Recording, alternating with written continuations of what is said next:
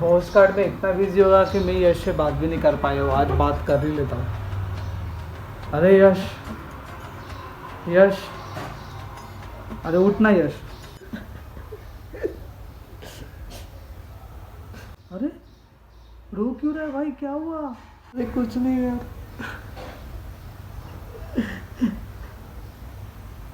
बहुत दिनों से ब्रेकअप हो गया रे, बात भी नहीं किया।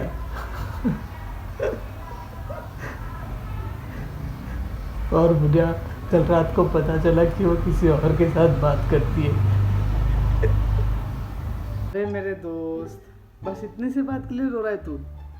अरे निब्बा मत कर यार, मुझे पता है तेरा सच्चा प्यार है, उसका भी सच्चा प्यार था।